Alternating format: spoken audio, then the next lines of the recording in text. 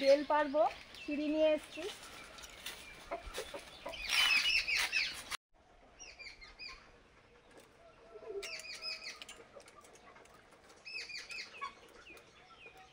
বেলটা রোদে গরম হয়ে গেছে একদম।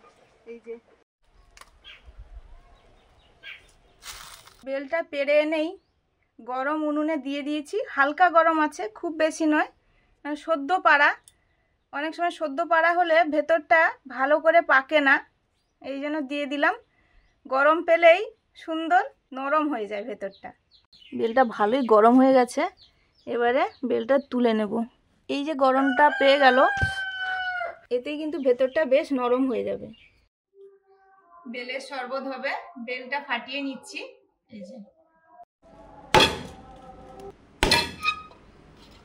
সদ্য পাড়া হয়েছিল তার জন্য বেশ শক্ত। এই কিন্তু বেলটা কত সুন্দর, একদম কালারটা কি সুন্দর হয়েছে। বেলটা খোলা থেকে ছাড়িয়ে নিচ্ছি।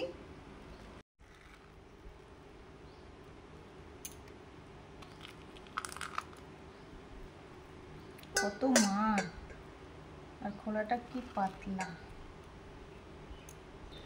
বেলটা ভালো করে মাখিয়ে নিচ্ছি। জল দিয়ে দিচ্ছি, বেলের শরবত হবে। বীজ খোসা এগুলো বের করে দিচ্ছি, পরে তো সুন্দর করে ছাঁকনি দিয়ে ছেঁকে নেব। চিনি দিয়ে দিচ্ছি, চিনিটা গুলে নিচ্ছি।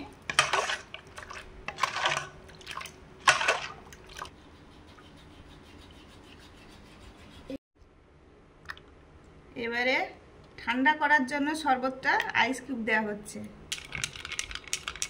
বরফ কি করে খাবো? কি সুন্দর কালার দেখো। ঠান্ডা লাগছে?